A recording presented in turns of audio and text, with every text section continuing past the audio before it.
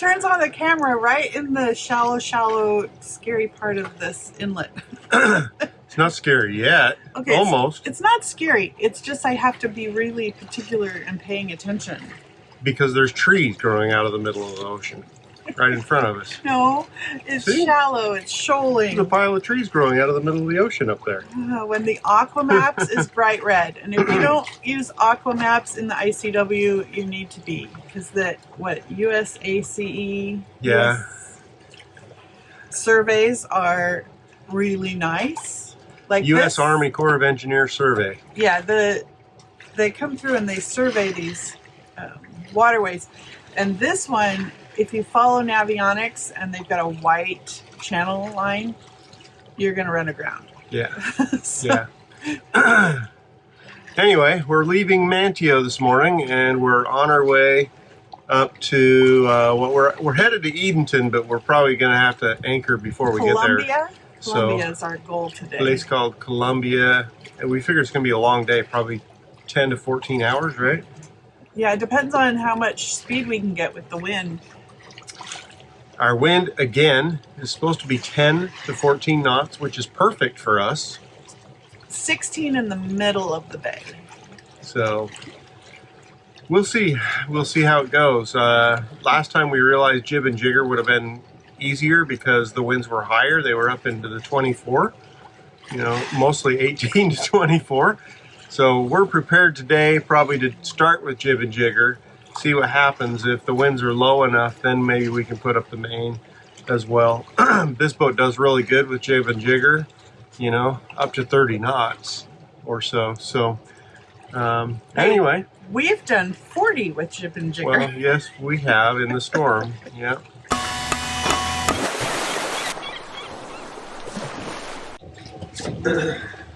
Hi, puppy. When we're on open water, Denali prefers to be under our feet in the corner of the cockpit until we're able to hold her.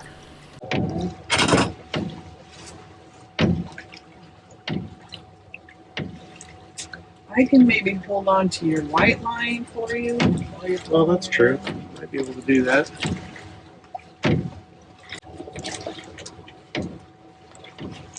No, I said along here it would be, well, it should be a beam reach, but like you say, it's a little bit of an angle.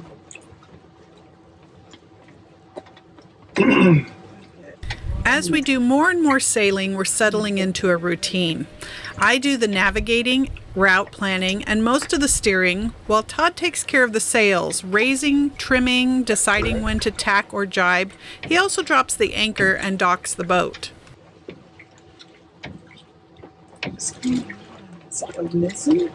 Probably. We get the head out so we get some balance. Like many couples, we've spent most of our married life apart. Todd at work, me tending kids and my work, and the evenings and weekends were filled with family time and social events. That means we've had to adjust to working together 24/7. We've been traveling full-time for a while now, but having all the kids gone this summer has us learning even more about working as a team of two. Wait, this is caught on something over here. Here, the extra is caught.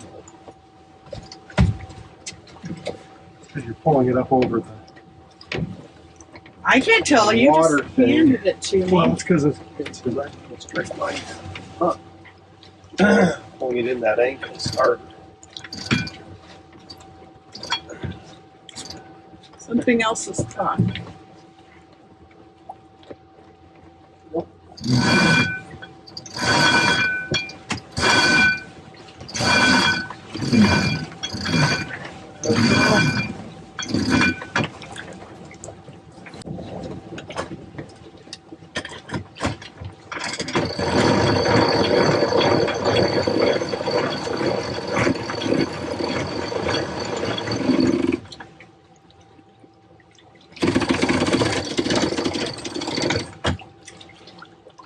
Should give you some balance. Yeah, that's something.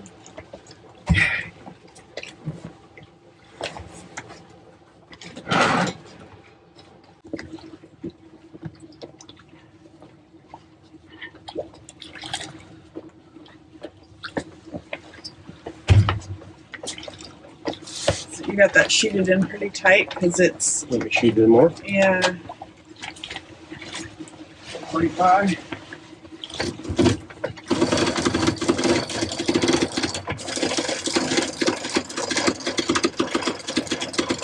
That's good.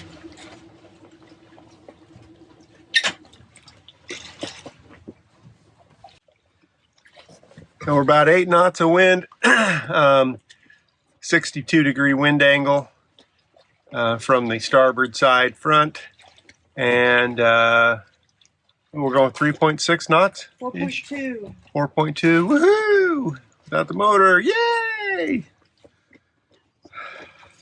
If only it was all smooth like this, I'd be okay.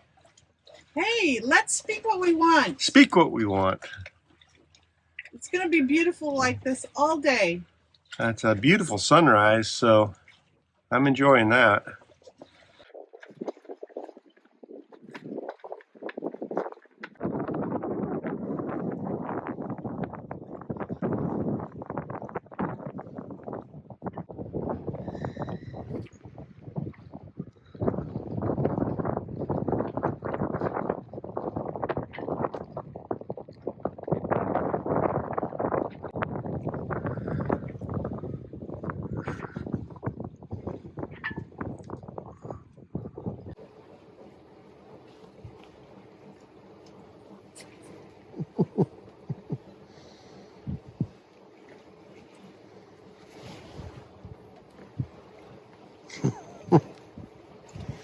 She won't let me leave her alone.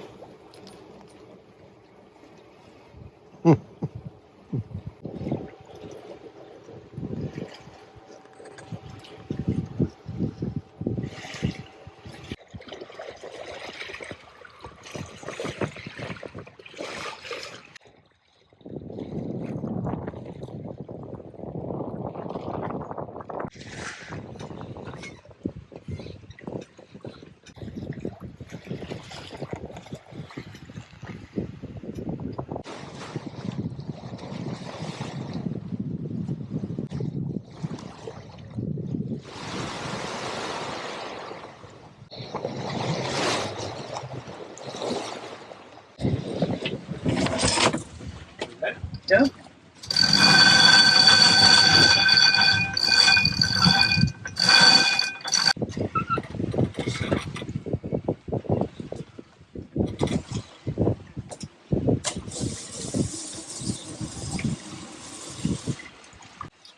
Yeah, it's going to be dead downwind. We're going to have to, I don't think we can do this. We're going to have to pull it out. Does that take us all the way over on that other course or not? We're backwind in the jib right now. I'm trying to get it back over. Put It's the motor on if you need to, because don't run over a crab pot. Where's a crab pot? I said don't run over a crab pot.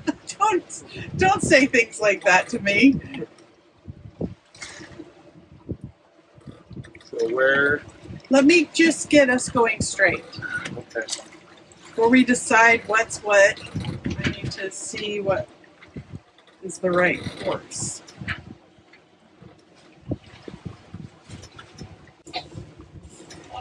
Right there. Yeah, it's like 160. If I can keep it at 160, we're okay.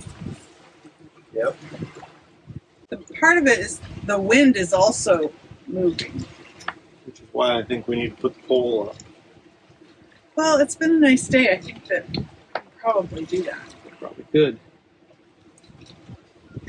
We're getting closer and closer to not getting there before dark. I guess if we pull out the head sail, that should help, right? Well, what helps is having the right wind. You know? I mean, whether it's dead downwind or what, if we had 10 knots of wind, we'd be cruising along at nice speed. 10 to 12, you know? All right, how do you want to do this? I'm going to roll my head sail up first, because it's not doing anything for us right now. And then what? Well, then I got to get the pole set. This pole was on our boat when we bought it, but Todd's not convinced it's actually big enough. We've only used it a handful of times and are still figuring out exactly how to do this. We'd love it if you'd give us some tips in the comments.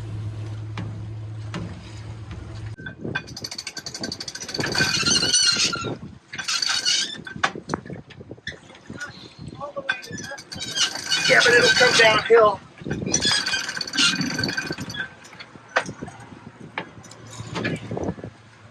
Pull your pole forward.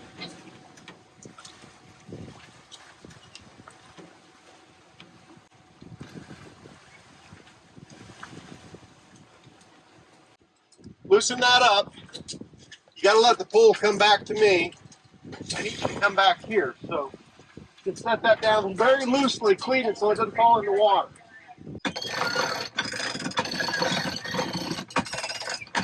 Thank you, There we go. So now it's down in the corner.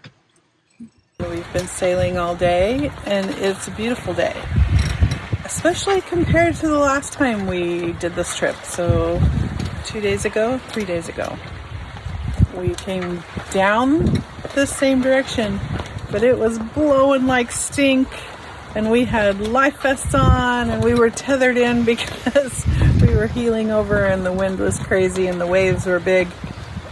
And today it's just nice and beautiful and we're a couple hours from getting where we're going. So you just never know what you're gonna get. Here's the thing, the forecast was the same for both days. Just gotta learn to roll with the punches. That's what I'm learning living on a boat.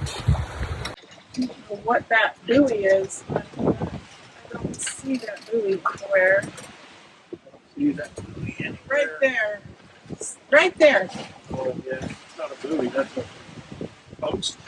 Well, but it's not supposed to be there. Not part of that government ordinance or anything, is it? It's facing the other way, whatever it is. The sign for it is on the other side of the buoy. I mean, I guess that's it right there. It just seems like it's further in front of us than I expected it to. This area is apparently used by the military and can have unexploded ordnance inside of the boundaries. Some people have told us that it's okay to cross it, but we're a little hesitant.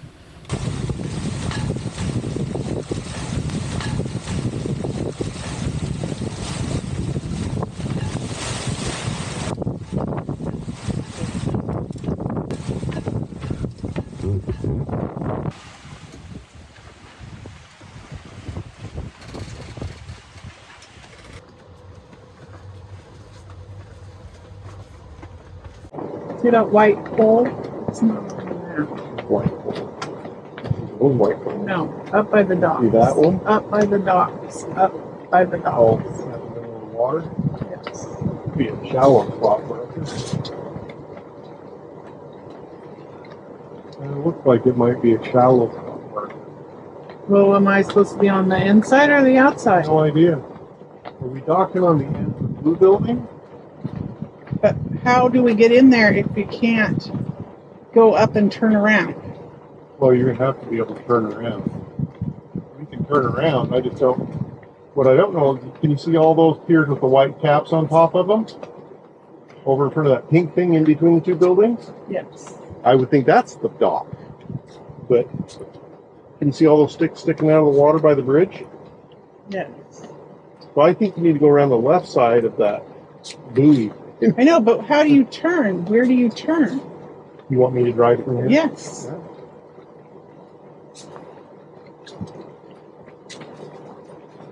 Start by out now or something. And we're like four knots because there's wind has slowed down.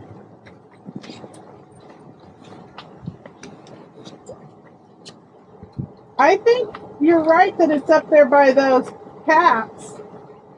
I think that is the dock. Yeah. But I don't know how you get in there and turn around. I'm gonna have to come in from the right side and start my turn Come in from the right side toward those sticks. and just do back and fill. Yep. Coming into Columbia, these posts are not on the chart. It was also really challenging to tell from the chart what to expect of the dock since we hadn't been there before. It is right there. Yeah.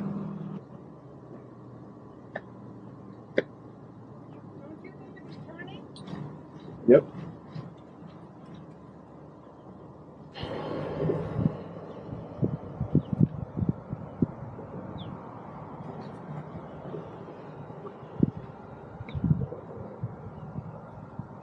When docking, our plan is to try to secure the midship line first. But it's a fluid plan, and I have to be prepared to do whatever is necessary. How do I help? Not much right now. What do I do? Just hang on. Oh, God, Todd, you're going to hit another dock. No, I'm not.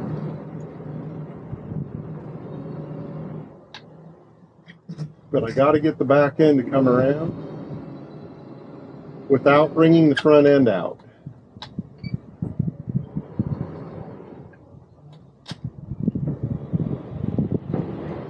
But I'm afraid that it's going to bring the front end out. Docking is one of the most stressful things that we do. This was a tight squeeze with a finger pier in front of us and several pilings behind us. Without a bow thruster, Todd is relying on our prop walk to help bring the back end over after pointing in towards the dock. Needed a steeper angle. I got to back up. Hang on.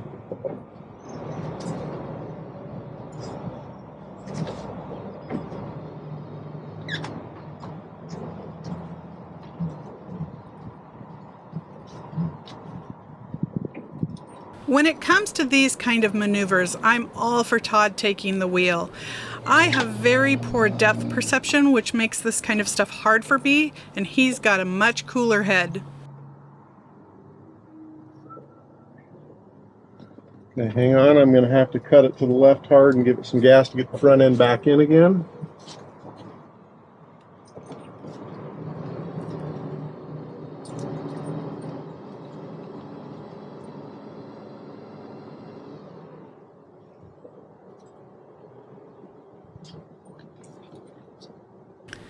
I have never had to lasso a pier to dock before.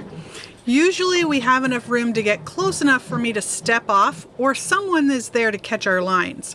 Because of the short dock, I'm going to need to do this with the bow line first instead of the midship.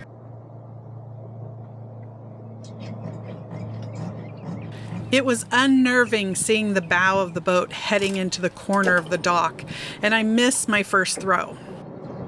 Can you lasso it? I quickly retrieve the line and try again. Todd talks me through it. Quickly. Flip it over. There you go. We're a pretty good team. You just hang on to it.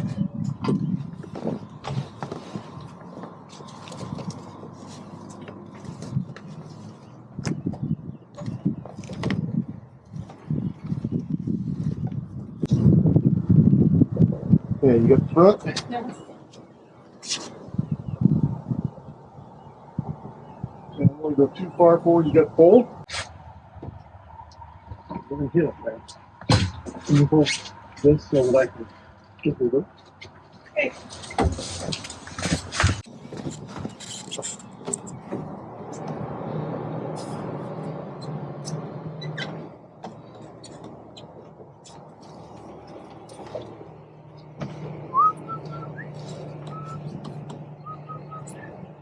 There we go. Hi.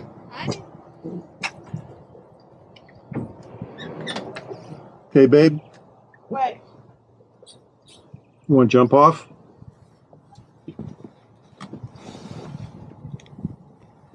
You hold this.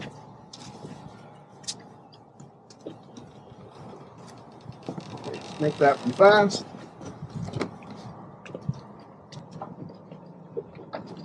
It's not legal to do that.